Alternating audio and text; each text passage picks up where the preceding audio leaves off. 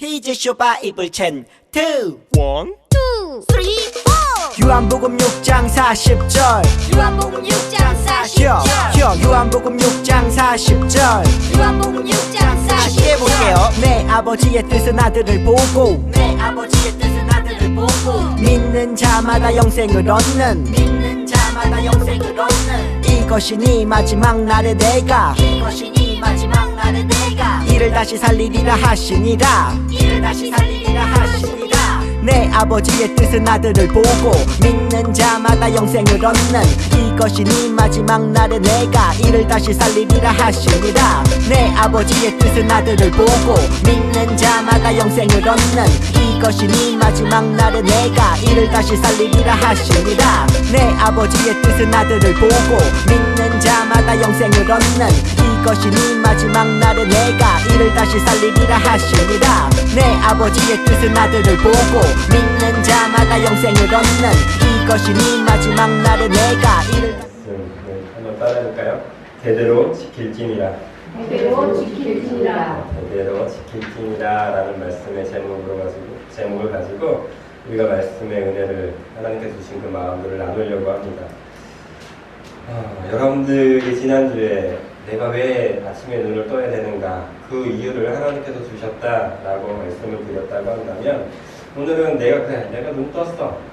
그러면 내가 어떻게 살아갈 것인가? 내가 살아가야 될 이유는 하나님이 주셨다고 치자고요. 뭐 믿어지든 믿어지지 않든 그건 두 번째고 아무튼 내가 눈을 떴다면 그럼 어떻게 살아가야 될 것인가에 대한 고민에 대해서 하나님께서 주신 마음들을 우리가 나누려고 해요. 이런 질문을 여러분들에게 들려드리고 싶어요. 여러분들의 인생에 있어서 반드시 여러분 다음 세대에 여러분들의 자녀에게 물려줄 것이 있다면 무엇일까요? 아니, 물려주고 싶은 것이 있으신가요? 있었으면 좋겠습니다. 그게 여러분들 다 알고 계실 거예요. 믿음입니다. 여러분들의 신앙의 유산을 여러분들의 대대손손 계속 물려 주어야만 합니다. 그런데 안타깝게도 많은 그리스도인 가정이 3대, 4대 정말 잘 믿고 오다가 그 신앙이 끊어지는 경우를 간혹 보게 됩니다. 그럴 때 참 안타까워요. 어떻게 그 신앙의 선배들이 자기의 아버지, 할머니, 또 증조할아버지가 열심히 기도하면서 쌓았던 그 은혜들을 딱 끊기면서 더 이상 그 신앙이 이어가지 못하는 것을 볼 때 참 안타깝다라는 생각을 종종 한다라는 거예요. 여러분들은 어떨 것 같으세요? 여러분들의 자녀에게 신앙의 유산을 잘 물려주고 계십니까? 여러분들의 그 뜨거운 마음들을 하나님에 대한 절실한 마음들을 잘 전해주고 계시냐 그런 얘기입니다. 그걸 전해주고 싶은 마음은 있으신가요? 저는 소망합니다. 우리 아이들이 저희 아버지가 가지셨던 그 신앙을 받았으면 좋겠어요. 제 신앙은 좀 얕아요. 근데 저희 아버지, 저희 어머니 신앙은 정말 뜨겁고 깊어요. 그 신앙을 저는 받았거든요. 그 신앙을 우리 아이들에게 전해주고 싶어요. 끊어지지 않게 하고 싶은 게 제 소망 중에 하나예요. 여러분들도 그런 소망이 있을 줄로 압니다. 그렇다면 이 신앙을 어떻게 전해주시겠습니까? 언젠가 지가 받겠지, 지 인생 이러시면 안 돼요.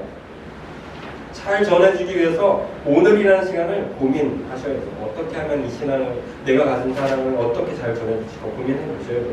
두 번째로 또 고민해 보는 거는 여러분들이 가지신 그 뜨거운 사랑이 있은가 아닌가. 예수 네가 만나야지. 내가 나도 예수님 만나서 좋았어. 이렇게 두기뭉실하게 말씀하시면 안 돼요.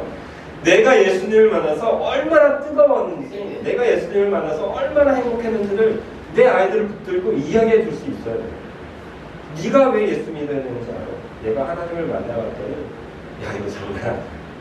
너도 한번 꼭 느껴봤으면 좋겠어. 라고 하면서 말해줄 게 있어야 그걸 아이들한테 전해주고 또 그 아이가 그걸 보고 그래요? 나도 한 번쯤 해보고 싶다. 이런 생각할 건 아니거든요.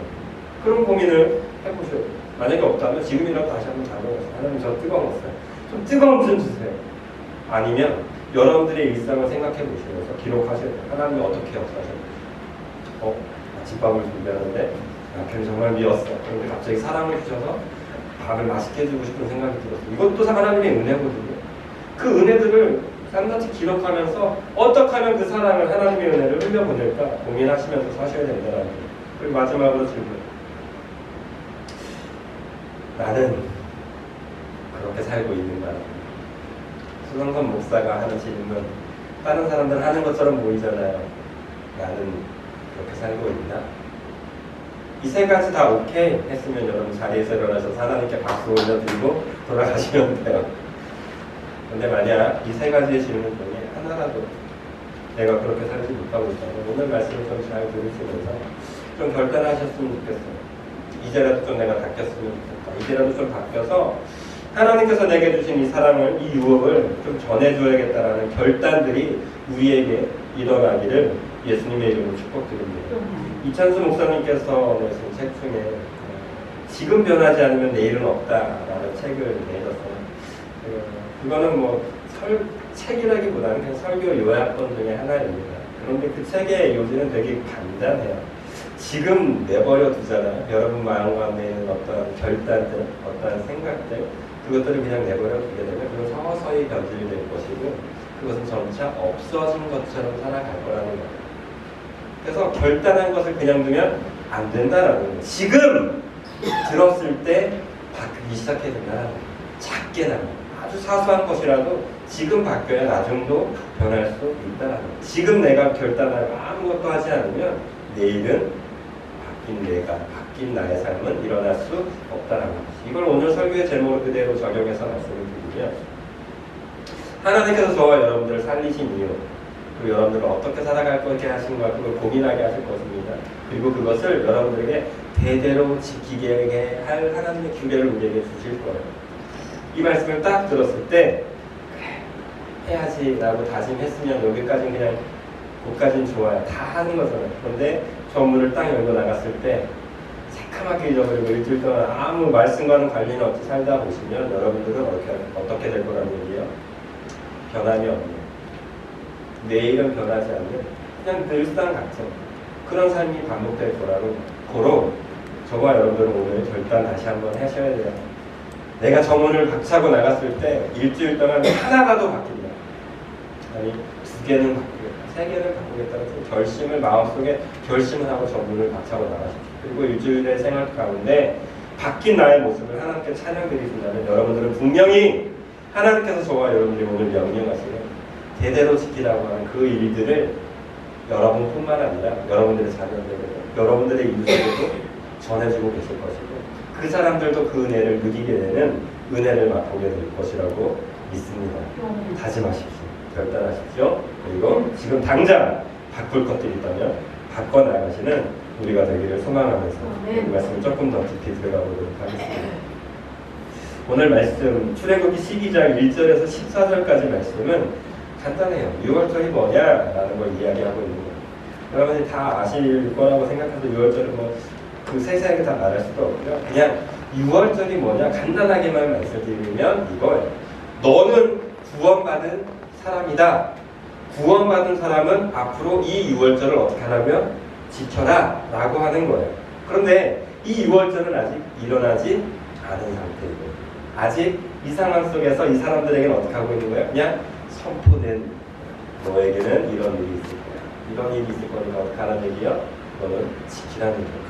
결론적으로는 이거예요. 너는 6월절을 믿음으로 지켜나가는 거예요.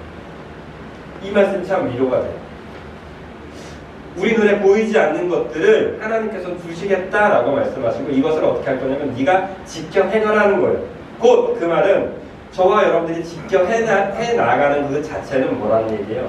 내가 구원받은 성도다라고 확증하는 행위다. 그렇다면 우리가 만약에 6월절의 의미를 가지고 하루를 살아가잖아요. 100% 확실한 게 있어요. 나는 뭐예요? 이미 구원받은 게 그냥 보너스 개념입니다. 추가로 대대로 지킬 규례다라고 했으니까 내 자녀와 내 이웃에게도 보너스를 어떻게 돼요? 저절로 전해질 거라는 거로 우리는 6월절을 지켜 행해야 합니다. 6월절의 의미를 되새겨 모아야 하고요. 그 6월절의 의미를 되새기면서 살아가시면 우리에게는 구원과 그리고 하나님께서 우리에게 명령하신 대대로 지킬 그것들을 저절로 지켜나가는 이 은혜가 우리에게 임하게 될 것입니다. 6월절의 은혜를 돌이키면서 저는 이게 눈앞에 쏙 들었어요. 여러분 6월절을 너무 많아서 많이는 못 살펴봐요. 이거를 꼭 제 눈에 쏙 들어온 건 이거예요. 12장 5절 말씀입니다. 12장 5절 읽어볼까요? 너희 양은 흠없고 일련된 수컷으로 하되 양이나 염소 중에 취하고. 여기서 들어오는 제 눈 속에 들어왔던 단어는 이거예요. 흠 없고 라는 단어입니다. 저와 여러분들이 거룩한 주, 이 6월절의 의미를 되새겨 볼 때, 아유, 적당히, 에이, 그냥 양 중에, 쟤 이쁘네, 쟤 하자, 이게 아니에요. 하나님께서는 6월절 제물로 삼으실 때, 거룩하고 흠 없는 그 양을 하나님께서 원하고 계셨다는 거예요. 우리가 이 일주일이라는 시간을 살아갈 때, 6월절의 의미로 살아간다면, 저와 여러분들은 어떻게 하셔야 된다는 거예요? 내게 흠이 없어야 된다는 거예요. 거룩한 모습으로 살아가야 되는 의미를 가지고 살아가야 된다는 거예요.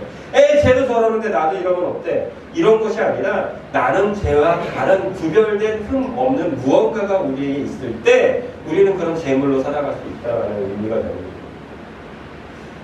종종 저는 어렸을 때 제가 제일 후회했던 일 중에 하나가 저는 하나님께 회개할 때 지금도 이건 잘 지어지지 않아요. 이건 여러분들 용서해 주셨으면 좋겠습니다. 어떤 얘기냐면 어렸을 때 완전 산골인데 이상한 전통이 있었어요. 6학년 졸업할 때, 초등학교 졸업할 때 선배들이, 중학교 선배들이 6학년 아이들 이렇게 때리는 전통이에요.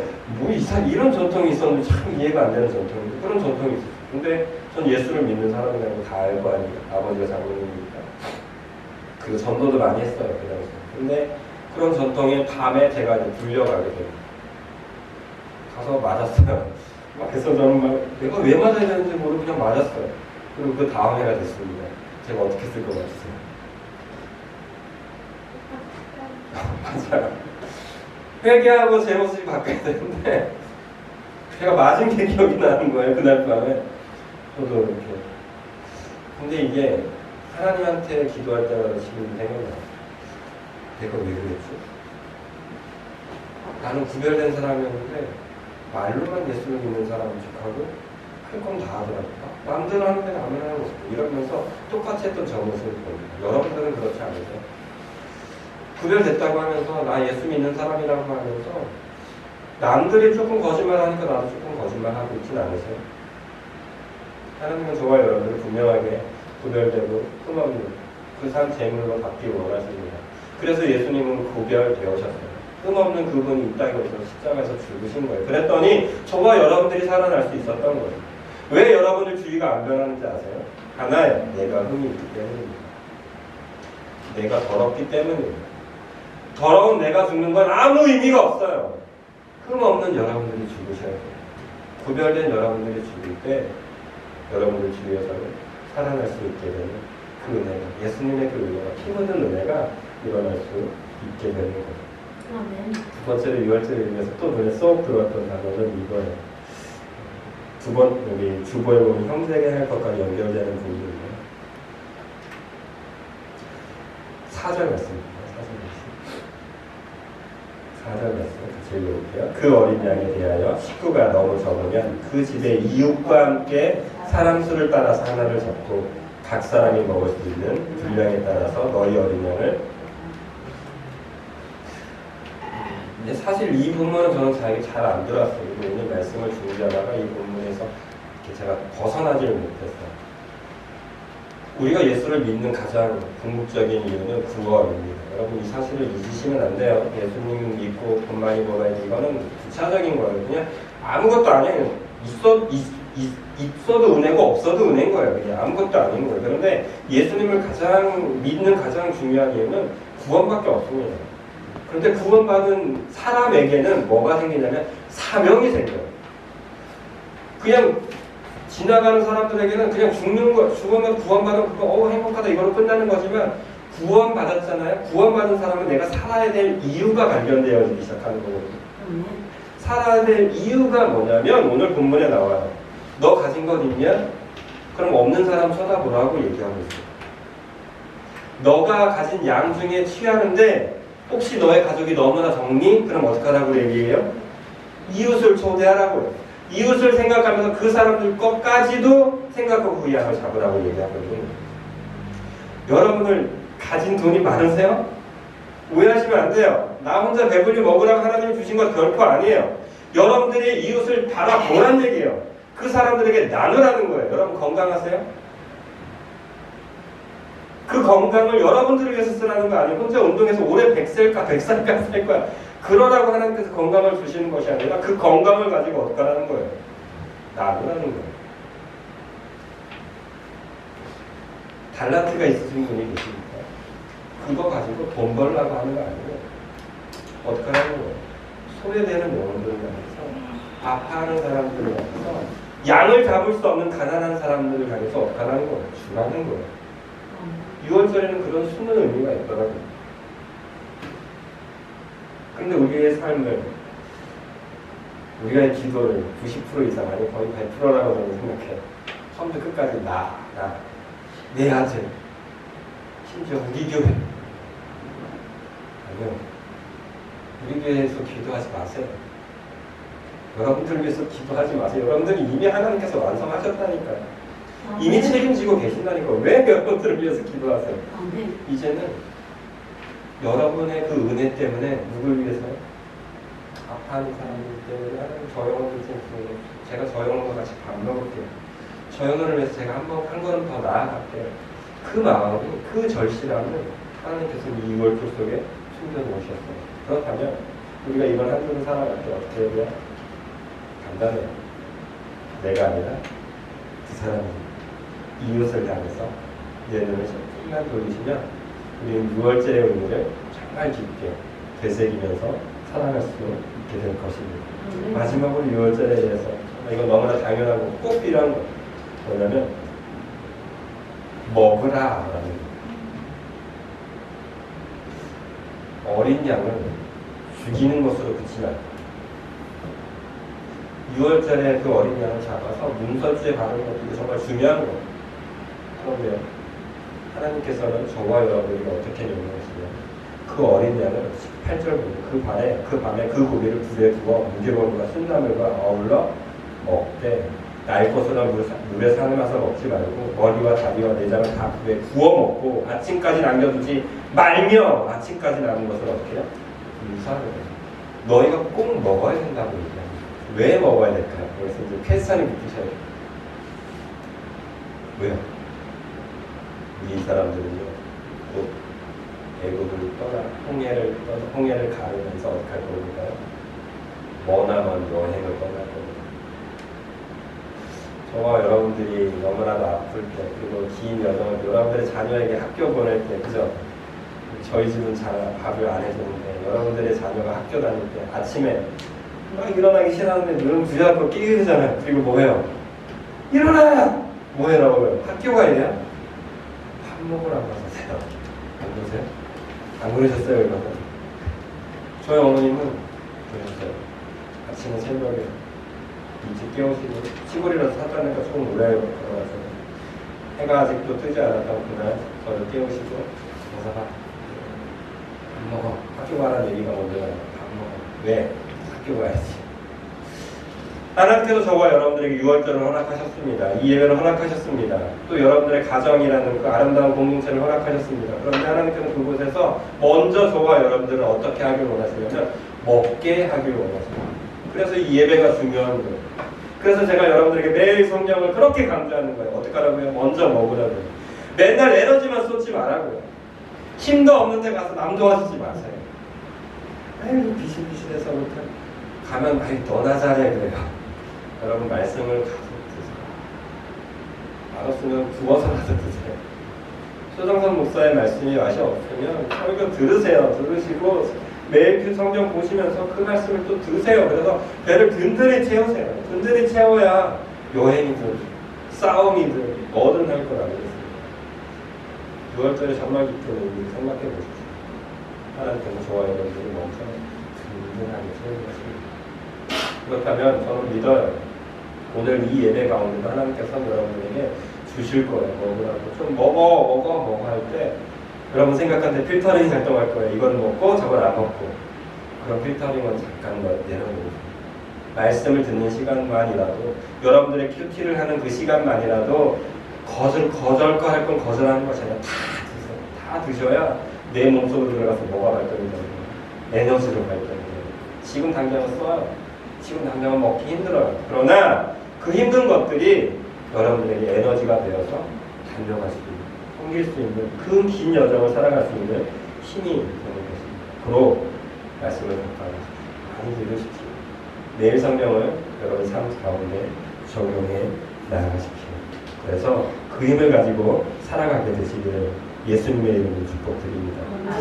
요한복음 여러분들에게 평행 말씀으로 드렸던 말씀이나 마태복음 18장 15절에서 20절까지 말씀을 결론으로 드리고 싶은데요. 마태복음 18장 15절에서 20절까지 말씀은 이런 얘기가 있어요. 네 형제가 죄를 범하면 너 가서 어떻게 하라고 얘기하면 걔를 알게 하래요. 그런데 너 혼자 안 되잖아요. 두세 사람 같이 가래요. 그것도 안 될 것 같으면 장로들을 권해서 데려가래요. 뭐 하라는 얘기예요. 여러분들 이 말씀을 들을 때 오해하면 안 되거든요. 그 사람의 잘못을 깨우치게 하라고 이 본문을 주신 게 아니에요. 이 본문의 핵심은 뭐냐면 아픈 사람 있잖아요. 잘못한 사람 있잖아요. 그 사람을 위해서 네가 할 수 있는 모든 것을 다 하라는 얘기예요. 여러분들의 남편 믿죠? 손흥선 목사 가끔 말도 안 되고 사랑 안 될 때가 있을 거예요. 그럼 어떻게 해요? 한 번 얘기해보고 두 번 얘기해보고 그래 성경에서 한 번 두 번 얘기해보고 안 되면 듣지 말랬어. 이 얘기가 아니라 여러분들이 할 수 있는 모든 사람을 퍼부으라는 얘기예요. 모든 마음과 모든 사람을 동원해서 그 사람을 설득하라는 얘기예요. 어떻게 해요? 하나님의 사랑으로 돌아올 수 있게 하기 위해. 여러분들이 그동안 20년, 30년 동안 사랑했던 사람이 있을 거예요. 사랑해서 전도하고 싶었던 영혼들도 있을 거고 여러분들이 자녀들을 정말 애타게 키우고 싶은 마음도 있었을 거예요. 해봤는데 안 돼가 아니고 어떻게 하라는 얘기가 아니라 그 영혼을 향해서 한번 해보고 이래도 안 돼? 교회 친구들 데려가보고 이래도 안 돼? 그럼 여러분 가운데 기도 잘 하시는 분, 열심히 하시는 분 또 데려가보고 그러라는 얘기예요. 그동안 안 됐던 것 때문에 하나님 해봤는데 안 돼요. 가냐 어떻게 하고요? 한 번 더 해보세요. 이래도 안 되면 더 큰 기도하는 사람, 더 많은 사람들에게 중보를 청하시고 또 해보시고 또 해보시고 또 해보시고 그러므로 이 사람을 사랑하게 되면 결국 이 사람도 저를 믿어요. 그걸 소망해요. 그 사람 역시 어떻게 할 거라는 거예요? 돌아올 거라는 거예요. 그게 저예요. 그리고 그게 여러분이에요. 사실은 여러분들이 그냥 믿었다고 생각하지 마세요. 여러분들을 위해서 정말 많은 사람이 노력했어요. 혹시 지나가다가 십자가 봤는데 십자가에 하나님이 나타나신 분 계세요? 그래서 난 예수님 믿었다. 물론 정말 있더라고요. 전 없는 사람인데 간혹 그런 사람이 있더라고요. 예수님에 대해서 한 번도 듣지 못했는데 그분 특별히 계시고요. 대부분의 많은 사람, 거의 99.99%는요. 여러분 한 영혼 때문에 정말 많은 눈물을 흘렸어요. 한 사람이 안 되면 또 데려가고 또 데려가고 또 데려가고. 그게 의미예요. 그게 저와 여러분들이 대대로 지켜야 될 규례 6월절이에요. 이 사실을 절대 잊지 마시고 6월절에 받은 그 은혜와 에너지를 가지고 여러분들의 자녀, 아픈 사람, 특별히 눈물을 흘리고 있는 자들, 그들을 향해서 이번 한 주 달려가 보시게 되시기를 예수님의 이름으로 축복드립니다. 오늘 이 말씀은 하나님께서 이스라엘 백성들 그리고 예수님께서 예수님 말씀을 듣고 있는 그 제자들에게 말씀하신 것입니다. 어떤 사람들은 그 말씀을 들었고 어떤 사람들은 그 말씀을 잊어버렸습니다. 어떤 사람들은 그 말씀을 들었고 어떤 사람들은 그 말씀을 그냥 행했습니다. 6월절의 포인트는 그 문설주의 피를 발라느냐 바르지 않았느냐에 따라서 삶과 죽음이 결정되었습니다. 예수님의 말씀도 지금 과거나 지금이나 동일합니다. 말씀을 듣고 행하는 자라야 규례대로 일어나는 일들이 일어납니다. 말씀을 듣고 은혜 받았어 할렐루야 박수 딱 치고 돌아가서 내 삶과 전혀 관계없는 삶을 살아간다면 여러분들은 이전과 전혀 다를 바가 없는 그런 삶을 살게 될 것입니다. 그런데 오늘 말씀을 듣고 반석 위에 모래 위가 아니라 반석 위에 짓는 사람들은 어떻게 돼요? 무너지지 않는 집을 차곡차곡 쌓아가는 거예요. 그게 하나님께서 저와 여러분들에게 주신 오늘 말씀의 결론입니다. 여러분 헌신하십시오. 결단하십시오. 그리고 어떻게 해요? 이번 한 주는 제가 행해 봅시다. 악했던 것들, 지켜야 될 것들, 그런 것들을 행해보는 이번 한 주가 되시기를 예수님의 이름으로 축복드리고요.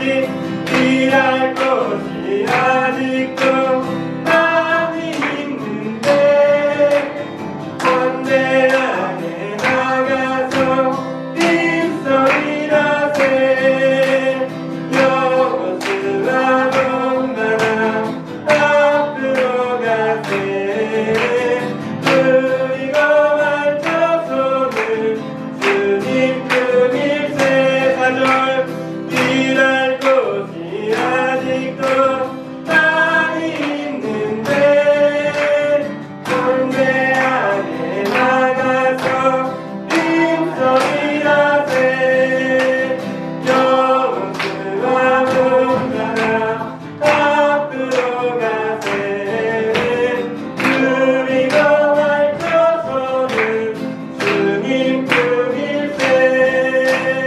아멘. 우리가 공부해야 될 한 가지, 우리가 나아가야 될 한 가지는 하나님께서 우리에게 주신 바톤을 우리 다음 세대에게 또 잘 전해줘야 될 그거입니다. 여러분, 나만을 위한 신앙에서 벗어나십시오. 우리의 눈을 좀 여십시오. 그리고 내게 허락하신 그 영혼들을 향해서 우리의 생활 습관, 안 되는 것이 아니라 내가 안 한 것입니다. 안 했던 것들을 바꾸어 나아가는 그 6월절에 새로운 삶을 살아가시는 내가 되게 해달라고 우리 기도하도록 하겠습니다. 잠시지만 좀 기도하겠습니다. 사랑의 하나님 아버지 감사드립니다. 오늘도 주님의 말씀을 들었습니다.